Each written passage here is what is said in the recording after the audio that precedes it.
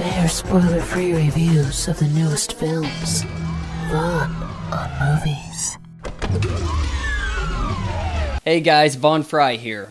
You know, sometimes films have titles that put them in an uphill battle. So, can a movie called The Losers be any good? Here's how it breaks down. The Losers is the unofficial nickname of an eclectic black ops team serving the interest of our proud nation.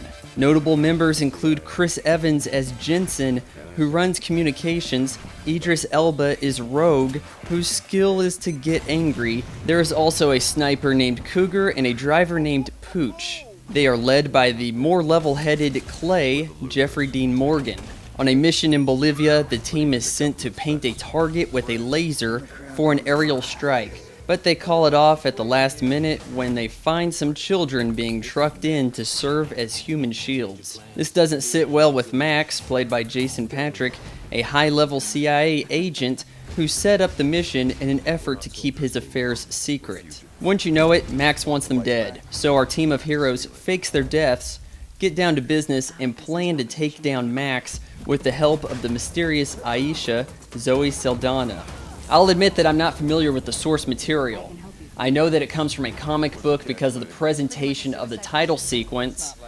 Luckily, there's nothing missing necessary to the plot, so you don't need any prior knowledge. There is, however, a lot of unnecessary confusion being thrown around.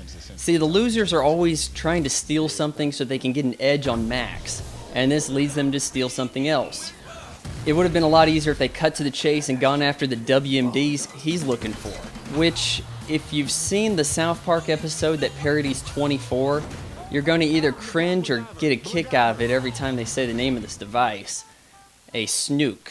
I find Chris Evans funny. It seems like regardless of how little material he has, he always puts forward a solid effort. Unfortunately, there seems to be a conflict between the casting director and the screenplay, producing the worst villain of our young decade. Max is the kind of evil villain who laughs at his own wisecracks, and no one else does. And from the perspective of the audience, this derails the movie. Maybe an actor other than Jason Patric could have pulled this off, but we'll never know. Another big problem I had was the use of non-diegetic music. Director Sylvain White turns up the stereo with the most random of song choices. The action sequences themselves aren't bad, but we don't need Journey's Don't Stop Believing to chime in and tell us it's supposed to be comedic. Adding fuel to the fire is look what I can do editing and misappropriation of slow motion. And before I give out my final score, I have to give a shout out to David Leach for answering this week's Pop Quiz Hotshot trivia question. Be sure to look for those on Twitter, Sundays, midnight Central Time. With The Losers, you get the required level of action you'd expect, but in a movie that doesn't take itself seriously, it's also not funny.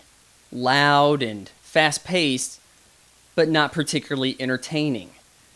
I give it 2 out of 4 stars. And I'll see you guys next time.